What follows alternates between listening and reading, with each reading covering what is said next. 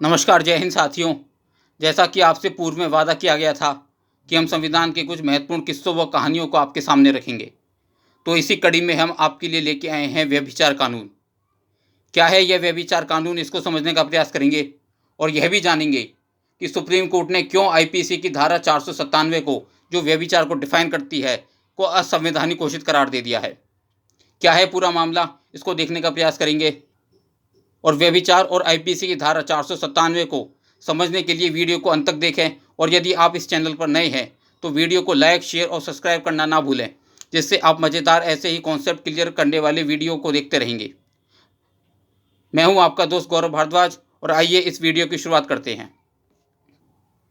Adultery यानी व्यभिचार, दो विवाहित व्यक्तियों के बीच स्वैच्छिक संभोग जो उसका पति अथवा पत्नी नहीं है, व्यभिचार कहलाता है। यानी कि विवाहित होते हुए भी पर पुरुष या पर स्त्री के साथ अवैध संबंध रखना व्यभिचार कहलाता है। और आईपीसी की धारा 497 के तहत व्यभिचार को एक आपराधिक कृत्य माना गया है, जिसके अंतर्गत अधिकतम 5 साल की सजा या जुर्माना अथवा दोनों हो सकते हैं, ये प्रावधान किया गया है। मान लीजिए एक ए नाम का पुरुष है, उसकी पत्नी बी है। एक अन्य पुरुष है एक्स नाम का, उसकी पत्नी वाई है।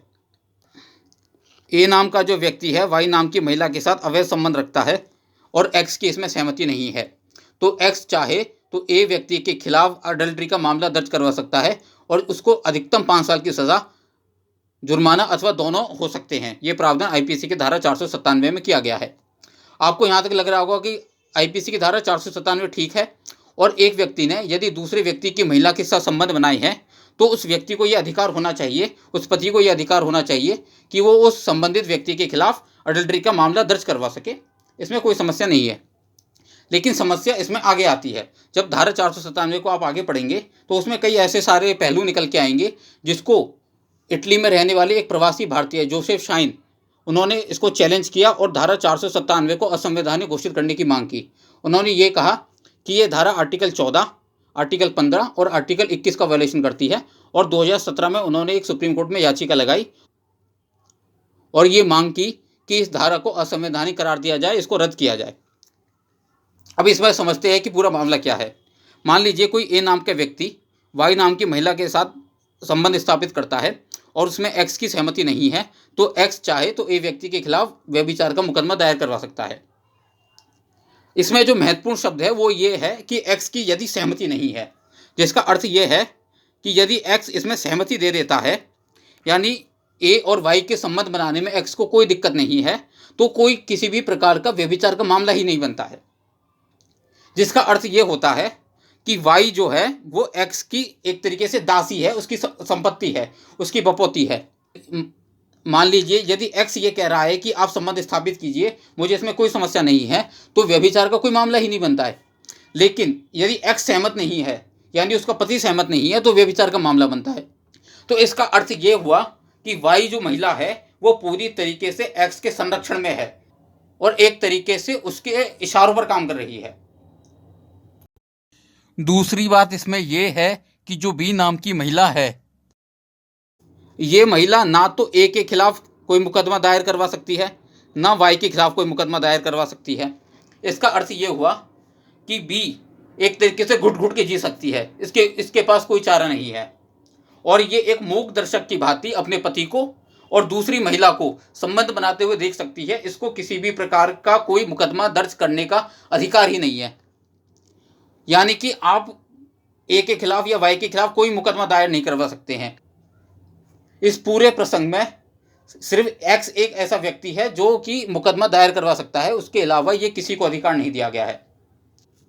अब तीसरी चीज इसमें यह है कि मान लीजिए एक्स ने मुकदमा दायर करवा दिया और यह सिद्ध हो गया कि ए और वाई दोनों व्यभिचार में लिप्त थे। लेकिन इसमें मजे की बात यह है कि जो सजा होगी वो सिर्फ ए नाम के व्यक्ति को होगी, वाई नाम की महिला को नहीं होगी। यानी कि अब जो जेल जाएगा वो सिर्फ पुरुष जाएगा, महिला नहीं जाएगी, जबकि महिला भी इस कृत्य में यानी व्यभिचार के कृत्य में बराबर की सहभागी थी। भाई जितनी सहमति ए नाम के व्यक्ति की है उतनी सहमति वाई नाम की महिला की भी है, परंतु सजा हो रही है तो सिर्फ ए नाम के व्यक्ति को हो रही है, वाई नाम की महिला को सजा नहीं हो रही है। तो इसका मतलब ये लैंगिक भेदभाव कर रही है। तो जोसेफ शाइन ने इसी ग्राउंड पे चैलेंज किया। इसको आगे समझते हैं कि देखिए, इटली में रहने वाले प्रवासी भारतीय जोसेफ शाइन द्वारा सर्वोच्च न्यायालय में जनहित याचिका दायर की गई, जिसमें कहा गया कि धारा 497 असंवैधानिक है क्योंकि आर्टिकल 14, 15 और 21 का वायलेशन करती है। यानी उन्होंने ये कहा कि विधि के समक्ष समानता और विधियों का समान संरक्षण, आर्टिकल 14 का वायलेशन हो रहा है। आर्टिकल 15 का वायलेशन हो रहा है कि राज्य किसी भी आधार पर भेदभाव नहीं करेगा, जबकि राज्य लैंगिक आधार पर भेदभाव कर रहा है। और अनुच्छेद 21 यानी कि आपकी व्यक्तिगत स्वतंत्रता का हनन हो रहा है, जिसके अंतर्गत आपकी गरिमापूर्ण व्यक्तिगत स्वतंत्रता शामिल है। आईपीसी के धारा 497 को यहाँ डिफाइन किया गया है कि धारा के तहत अगर कोई गैर पुरुष पति के अलावा किसी विवाहिता के साथ उसकी सहमति से संबंध बनाता है तो उस महिला का पति पुरुष के खिलाफ व्यभिचार का केस दर्ज करवा सकता है, लेकिन वह अपनी पत्नी के खिलाफ किसी भी तरह की कोई कार्रवाई नहीं कर सकता। यानी कि एक्स जो शिकायत करवाएगा उसमें जो सज़ा होगी या जो भी कार्रवाई होगी वो ए नाम की व्यक्ति के खिलाफ होगी, वाई नाम की महिला के खिलाफ मुकदमा ही नहीं बनता है, उसे संरक्षण प्राप्त है, उसे ये छूट प्राप्त है। साथ ही इस मामले में शामिल पुरुष की पत्नी भी महिला के खिलाफ कोई केस दर्ज नहीं करवा सकती है। यानी कि जो बी नाम की महिला है वो ना तो अपने पति के खिलाफ और ना उस वाई नाम की महिला के खिलाफ जिसके साथ अवैध संबंध स्थापित किए जा रहे थे, दोनों के खिलाफ किसी भी प्रकार का कोई मुकदमा दर्ज नहीं करवा सकती है। इसमें यह भी प्रावधान किया गया है कि विवाहेतर संबंध में शामिल पुरुष के खिलाफ केवल उसकी महिला साथी का पति ही शिकायत दर्ज करवा सकता है। यानी कि उसके पति को ही अधिकार है शिकायत दर्ज करवाने का जिस महिला के साथ संबंध बनाए जा रही हैं। इसके अलावा और किसी व्यक्ति को मुकदमा दायर करवाने का अधिकार नहीं है। इस प्रावधान में एक विचारणीय तथ्य यह भी है कि इसमें अपराध पत्नी के खिलाफ होता है और शिकायतकर्ता केवल पति ही हो सकता है। यानी कि बी नाम की महिला के साथ भी तो अपराध हो रहा है, लेकिन शिकायतकर्ता कौन हो सकता है? केवल एक्स। तो ये भी समस्या है इसमें। नेक्स्ट है कि व्यभिचार के मामले में उस पुरुष को शिकायत करने का अधिकार है जिसकी पत्नी किसी और से संबंध स्थापित करती है, लेकिन उस महिला को शिकायत करने का कोई अधिकार नहीं है जिसके पति ने किसी और से संबंध बनाए हो। वही वाली बात है कि जो बी नाम की महिला है वो तो मूक दर्शक की स्थिति में है, वो तो घुट घुट के जी रही है, उसके पास तो कोई अधिकार नहीं है। उसकी डिग्निटी फुल लाइफ का क्या, उसकी गरिमा का क्या, इसमें इस प्रकार का कोई प्रावधान नहीं है। उसके बाद अगर किसी पुरुष पर अवैध संबंध का आरोप साबित हो जाता है तो इसमें अधिकतम 5 साल की सजा होती है या जुर्माना अथवा दोनों का प्रावधान है। अडल्ट्री का केस सीधे थाने में दर्ज नहीं हो सकता। इसके लिए पीड़ित पति को संबंधित मजिस्ट्रेट के सामने शिकायत दर्ज करनी होगी और तमाम साक्ष्य प्रस्तुत करने होंगे। उसकी शिकायत से संतुष्ट होने के बाद अदालत आरोपी को समन जारी कर सकती है और फिर मुकदमा चलाया जा सकता है। तो ये भी इसमें प्रावधान था। ऐसा नहीं है कि अडल्ट्री का ये मामला पहली बार सर्वोच्च न्यायालय के सामने गया है। 1954 में भी एक बार सर्वोच्च न्यायालय के सामने गया था, जिसमें यूसुफ अब्दुल अजीज मामले में 5 जजों की संवैधानिक पीठ की ओर से जस्टिस विवियन बोस ने यह कहा था कि आईपीसी की धारा 497 के तहत अगर किसी महिला को अपराधी इसलिए नहीं माना जा सकता है क्योंकि संविधान का अनुच्छेद 15(3) विधायिका को महिला और बच्चे के कल्याण के लिए विशेष प्रावधान करने की छूट देता है। उन्होंने ये कहा कि इस मामले में महिला को अपराधी इसलिए नहीं बनाया जा रहा है क्योंकि अनुच्छेद 15(3) ये कहता है कि महिलाओं के लिए और बच्चों के लिए कुछ विशेष उपबंध किए जा सकते हैं, कुछ विशेष प्रावधान किए जा सकते हैं, और जो ये इस मामले में हम इनको संरक्षण दे रहे हैं ये उसी प्रावधान के तहत संरक्षण दिया जा रहा है। देखिए, पहले ये माना जा रहा था उस टाइम पे कि ये जो आईपीसी की धारा है ये 1860 की बनी हुई है, अंग्रेजों के टाइम की बनी हुई है, और उस टाइम पर जो महिलाएं थी बहुत एक प्रकार से पीड़ित शोषित जीवन यापन कर रही थी। एक प्रकार से महिलाओं को स्वतंत्रता प्राप्त नहीं थी, वो पतियों के या पिता के संरक्षण में उस तरीके से उनको अधिकार प्राप्त नहीं थे जिस तरीके के पुरुषों को प्राप्त थे। और ये माना जा रहा था कि अगर संबंध बनाने की कोई पहल हो रही है या उकसाने की शुरुआत हो रही है तो वो पुरुष के माध्यम से ही हो रही होगी, इसमें महिला का दोष नहीं होगा। इसलिए महिला को संरक्षण दिया जा रहा था, महिला को इसलिए सजा से छूट दी जा रही थी। और ये उन्होंने माना कि इस छूट को 15(3) का भाग माना कि 15(3) में जो प्रावधान किए गए हैं कि छूट दे सकते हैं, तो ये भी एक प्रकार की छूट हमने 15(3) के माध्यम से दी गई है क्योंकि ये महिलाओं के उत्थान के लिए ज़रूरी है। यदि ये छूट नहीं देंगे तो इस प्रकार से बहुत सारी महिलाओं को जेल जाना पड़ सकता है। तो ये सोच के उन्होंने शायद इसको खारिज कर दिया होगा। 1985 के विष्णु मामले में 3 जजों की पीठ ने 1954 के निर्णय को आधार बनाया तथा इस प्रावधान को असंवैधानिक करार दिए जाने की मांग को केवल एक भावनात्मक अपील कहकर खारिज कर दिया कि ये जो आप बार बार मुद्दा उठा रहे हैं ये भावनात्मक अपील है और इससे ज़्यादा और कुछ नहीं है। कि दूसरे की पत्नी से संबंध बनाने वाला व्यक्ति भारतीय समाज के लिए ज़्यादा बड़ी बुराई है, ये कहते हुए इस मामले को रफा दफा कर दिया। फिर 1988 के वीर रेवती बनाम भारत संघ मामले में 2 जजों की बेंच ने इस कानून में लैंगिक भेदभाव की बात को खारिज किया और कहा कि इस कानून में पुरुष ही व्यभिचार का दोषी हो सकता है। अब बात करते हैं कि सुप्रीम कोर्ट ने क्यों इस कानून को असंवैधानिक करार दिया, कि किन किन आधारों पर इस कानून को रद्द किया, उनको समझने का प्रयास करते हैं। देखिए, यह प्रावधान पुरुषों के साथ भेदभाव करता है और संविधान के अनुच्छेद 14, 15 और 21 का वायलेशन करता है।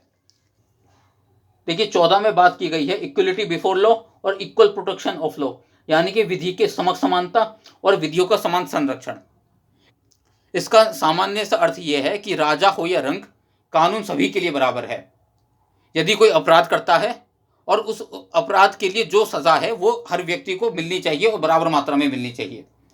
लेकिन यहाँ पर पुरुष को तो सजा हो रही है 5 साल की, लेकिन महिला को नहीं हो रही है, महिला को आप छूट दे रही हैं, तो ये आर्टिकल 14 का वायलेशन हो गया। विधि के समक्ष समान कहाँ रहे, आप पुरुष को सजा दे रहे हैं लेकिन महिला को वंचित कर रहे हैं। दूसरा आर्टिकल 15, आर्टिकल 15 क्या कहता है कि राज्य किसी भी नागरिक के साथ धर्म, नस्ल, जाति, लिंग और जन्म स्थान के आधार पर भेदभाव नहीं करेगा। लेकिन राज्य तो लिंग के आधार पर भेदभाव कर रहा है, कानून भेदभाव कर रहा है। एक को आप सजा दे रहे हैं, दूसरे को नहीं दे रहे हैं। एक को आप गुनहगार मान रहे हैं, दूसरे को नहीं मान रहे हैं। फिर आर्टिकल 21, आर्टिकल 21 क्या कहता है, जीवन और व्यक्तिगत स्वतंत्रता, जिसके अंतर गरिमापूर्ण स्वतंत्रता शामिल है। मतलब गरिमापूर्ण आपको जीवन जीने का अधिकार है। लेकिन आपको पता है कि बी नाम की महिला तो घुट घुट के जी रही है, वो तो मूक दर्शक बन के रह गई है। उसका पति व्यभिचार कर रहा है लेकिन वो कुछ नहीं कर सकती है, ना अपने पति के खिलाफ ना उस संबंधित महिला के खिलाफ। तो उसकी गरिमा का क्या, उसकी स्वतंत्रता का क्या, उसका तो हनन हो रहा है, उसकी रक्षा कौन करेगा। तो ये तीन अनुच्छेद उठाए गए कि 14, 15 और 21 का स्पष्ट उल्लंघन हो रहा है और ये स्पष्ट है कि इसमें भेदभाव है। ये लैंगिक भेदभाव पर एक धारा आधारित है 497। यह लगभग 150 साल पुराना औपनिवेशिक काल का कानून है, जब महिला को पति की संपत्ति समझा जाता था। वर्तमान आधुनिक समाज में इसकी प्रासंगिकता संदिग्ध है। कोर्ट ने यह कहा कि पहले के टाइम पे हो सकता है कि महिला को पुरुष के संरक्षण में माना जाता हो, लेकिन यह विचार अब चलने वाला नहीं है। अब महिला बराबर है और हर क्षेत्र में बराबर है, आपके शैक्षिक में भी, सामाजिक में भी, आर्थिक में भी, राजनीतिक में भी। तो आप ये मान के चल रही हैं कि जो पुरुष कहेगा महिला को वही करना पड़ेगा। पुरुष यदि कहता है कि मेरी सहमति है संबंध बनाने में, तो कोई मुकदमा ही नहीं बनता है। ये विचार गलत है। यदि पति अपनी पत्नी और दूसरे व्यक्ति के बीच श्वसन की सहमति देता है तो व्यभिचार अपराध अमान्य हो जाता है। अगर सहमति दे दी तो व्यभिचार नहीं माना जाएगा, जिससे महिला एक वस्तु के रूप में स्थापित हो जाती है। भाई, महिला तो एक वस्तु के रूप में हो गई, महिला तो दासी हो गई उस पुरुष की, उसकी बपौती है, एक तरीके से उसकी संपत्ति है। जो वह कह रहा है वही करना पड़ेगा, जो लैंगिक न्याय और समता के अधिकार के संवैधानिक प्रावधानों के खिलाफ है, ये सुप्रीम कोर्ट ने कहा। और इसमें एक पेज ये भी था कि मान लीजिए अगर कोई शादीशुदा मर्द किसी कुंवारी या विधवा के साथ शारीरिक संबंध स्थापित कर रहा है तो व्यभिचार का कोई मामला ही नहीं बनता है। तो ये भी समस्या है। और इसके साथ ही ये कानून ये भी कहता है कि स्त्रियां कभी उकसाती नहीं हैं या विवाह के बाद संबंध की शुरुआत नहीं करती हैं, और इस तर्क को आधार बनाकर स्त्रियों को अडल्ट्री का दोषी नहीं माना जा सकता। ये माना जा रहा था कि संबंध बनाने की शुरुआत पुरुष ही करता है, वो पहल पुरुष के माध्यम से ही होती होगी, इसलिए पुरुष को ही दोषी माना जा रहा था धारा 497 के तहत। फिर आगे है कि असहमति से सेक्स बलात्कार की श्रेणी में आता है, लेकिन सवाल यह था कि जब स्त्री संबंध बनाने की सहमति देने और संबंध बनाने में भागीदार है तो फिर सजा में क्यों नहीं है। यानी स्त्री रजामंदी दे रही है अपनी संबंध बनाने में और बराबर की सहभागी है जितना कि वो पर पुरुष है, परंतु जो सजा हो रही है वो केवल पुरुष को हो रही है। ये भी गलत है। जब आप बराबर के साझेदार हैं, बराबर के सहभागी हैं, तो फिर सजा में सहभागी क्यों नहीं है, सजा में आप भागीदार क्यों नहीं है। तो एक ये भी समस्या है। आपराधिक कानून महिला और पुरुषों के लिए बराबर है। अन्य जितने भी आपराधिक कानून हैं उसमें महिला को भी बराबर सजा हो रही है, पुरुष को भी हो रही है। लेकिन आईपीसी की धारा 497 में ऐसा नहीं है, इसमें जेंडर न्यूट्रलिटी नहीं है। तो ये भी समस्या है। आगे कोर्ट क्या कह रहा है कि कोई भी कानून महिलाओं को इस आधार पर संरक्षण नहीं दे सकता है कि व्यभिचार के मामले में हमेशा महिलाएं ही पीड़ित होती हैं। उन्होंने ये कहा कि ये विचार गलत है कि हमेशा महिलाएं ही पीड़ित हो सकती हैं। संभवतः ऐसा भी हो सकता है कि पुरुष पीड़ित हो। तो ये विचार गलत है कि हमेशा महिलाएं ही पीड़ित होंगी। आपको इस मानसिकता को छोड़ने की जरूरत है, इस मानसिकता से बाहर निकलने की जरूरत है। इस प्रकार इन मामलों में केवल पुरुष को दोषी मानना भेदभावपूर्ण है, जबकि विवाहेतर संबंध में पुरुष व महिला दोनों की समान भागीदारी है। तो ये कुछ कारण थे जिनके आधार पर सुप्रीम कोर्ट ने इस धारा को असंवैधानिक करार दिया। अब बात करते हैं कि केंद्र सरकार ने इसमें क्या पक्ष रखा था। केंद्र सरकार ने जो पक्ष रखा था वो ये था कि गृह मंत्रालय ने धारा 497 की वैधानिकता को चुनौती देने वाली याचिका खारिज करने का अनुरोध करते हुए कोर्ट से कहा कि यह धारा वैवाहिक संस्था का समर्थन और उसका संरक्षण करती है। आईपीसी की धारा को निरस्त किए जाने से वैवाहिक संस्था नष्ट हो जाएगी। केंद्र सरकार ने यह पक्ष रखा कि यदि हमने इसको अपराध घोषित करने से मना कर दिया तो इससे वैवाहिक संस्था नष्ट हो जाएगी, बहुत सारे तलाक हो जाएंगे, विवाह संबंध विच्छेद होने लग जाएंगे, इसलिए आप ऐसा मत कीजिए। और ये कहा है कि 497 को निरस्त करना भारतीय समाज के चरित्र व मूल्यों के लिए हानिकारक होगा। जो भारत की संस्कृति है, भारत की नैतिकता है, भारत के मूल्य हैं, भारत के आदर्श है, जो सामाजिकता है, उसके खिलाफ होगा अगर आप इसको असंवैधानिक करार कर देते हैं। क्योंकि भारतीय समाज ये स्वीकार नहीं कर सकता है कि एक पुरुष और अन्य महिला संबंध स्थापित कर रही हैं। केंद्र सरकार के अपने तर्क थे और उन्होंने इन तर्कों को रखा, परंतु सुप्रीम कोर्ट किसी अलग ही मूड में था और उन्होंने इन तर्कों को नहीं माना। सरकार के अनुसार मौजूदा याचिका में कानून के जिन प्रावधानों को चुनौती दी गई है उन्हें विधायिका ने भारतीय समाज के विशिष्ट ढांचे और संस्कृति को ध्यान में रखते हुए अपने विवेक से विवाह के संरक्षण प्रदान करने और उसकी पवित्रता की संरक्षा के लिए बनाया है। पर सुप्रीम कोर्ट ने धारा 497 को असंवैधानिक करार दिया। और जब ये मामला चल रहा था तब विभिन्न न्यायाधीशों ने क्या टिप्पणियां करी वो आप देखिए कि इस कानून का मतलब हुआ कि महिला पति की सहमति पर आश्रित है। ये उस टाइम के तत्कालीन सीजेआई दीपक मिश्रा जी कह रहे हैं कि विभिन्न पर्सनल लॉ में व्यभिचार तलाक का आधार है। जिस अपराध में दोनों पक्षों की सहमति हो उसमें एक को पीड़ित और एक को आरोपी के रूप में दिखाना ठीक नहीं है। इस कानून के प्रावधान मानव विरोधी हैं। कानून का अर्थ यह है कि महिला अपने पति की सहमति पर आश्रित है। यह भारतीय विचारों के लिए अज्ञात है और इस तरह की सहमति या सहानुभूति अस्वीकार्य है। और आगे वह कहते हैं कि अब यह कहने का वक्त आ गया है कि शादी में पति पत्नी का मालिक नहीं होता और स्त्री या पुरुष में से किसी एक की दूसरे पर कानूनी संप्रभुता सिरे से गलत है। फिर आगे कहते हैं दीपक मिश्रा जी कि अब समय आ गया है कि समाज इस बात को स्वीकार करे कि एक महिला हर दृष्टि से उसके पति के बराबर है। सामाजिक प्रगति के साथ लोगों के नए अधिकार भी मिलते हैं और नए विचारों की पीढ़ी भी जन्म लेती है। अतः इन पुराने कानूनों की संवैधानिकता पर विचार किया जाना समय की मांग है। उसके बाद जस्टिस नरीमन कहते हैं कि सेक्स में स्त्रियों की सहभागिता पर टिप्पणी करते हुए कहते हैं कि यह विचार कि हमेशा पुरुष व्यभिचार की पहल करता है और स्त्रियां हमेशा ही पीड़ित होती हैं, यह बहुत पुराना हो चुका है। यह स्त्रियों की मर्जी, उनकी गरिमा के खिलाफ है और इसमें पितृसत्ता की बू आती है। तो आपने ये जाना कि धारा 497 को किन आधारों पर असंवैधानिक घोषित करार दिया, क्योंकि ये कई प्रकार से भेदभाव करती थी। और जब ये मामला न्यायालय में चल रहा था तब जजेस ने ये कहा, और ऐसी ही टिप्पणी उन्होंने तब भी की थी जब धारा 377 जो समलैंगिकता को डिफाइन करती है और उसमें समलैंगिक संबंध बनाने को अपराध माना गया था, उस टाइम पर भी उन्होंने कहा था कि समाज में अब ज़रूरी हो गया है कि नए जो विचार हैं, जो मॉडर्न विचार हैं, जो प्रोग्रेसिव विचार हैं, इनको अपनाया जाए, क्योंकि समाज प्रगतिशील है। आप एक जगह बंध के नहीं रह सकते हैं। हो सकता है 1860 में ये धारा ठीक हो, लेकिन इस टाइम ये ठीक नहीं है। तो समाज के साथ आपको प्रगतिशील होना पड़ेगा, समाज के साथ आपको आधुनिक होना पड़ेगा, आपके नए विचारों को अपनाना होगा। और ये टिप्पणी करते हुए उन्होंने कहा आईपीसी की धारा आज भी तलाक का आधार हो सकती है। आप इस आधार पर तलाक ले सकते हैं कि आपका पति व्यभिचार कर रहा है या आपकी पत्नी व्यभिचार कर रही है, लेकिन आप उसके खिलाफ कोई आपराधिक कृत्य दर्ज नहीं करवा सकते हैं, उसको जेल नहीं भिजवा सकते हैं, उसको सज़ा नहीं दिलवा सकते हैं। लेकिन तलाक का आधार आज भी है और हमेशा रहेगा। अगर आप इस आधार पर तलाक लेना चाहते हैं तो बिल्कुल ले सकते हैं, बेझिझक ले सकते हैं। आई होप कि आपको धारा 497 समझ में आई होगी, व्यभिचार कानून समझ में आया होगा, सर्वोच्च न्यायालय ने क्यों इसको अनकॉन्स्टिट्यूशनल करार दिया ये भी समझ में आया होगा। तो आगे ऐसे ही और मज़ेदार फैक्ट्स के लिए, बहुत कॉन्सेप्ट क्लियर करने वाली वीडियो देखने के लिए हमारे चैनल से जुड़ते रहिए। चैनल को सब्सक्राइब, लाइक ज़रूर करें और देखते रहे इंडियन पॉलिटी विद गौरव भारद्वाज। नमस्कार, जय हिंद।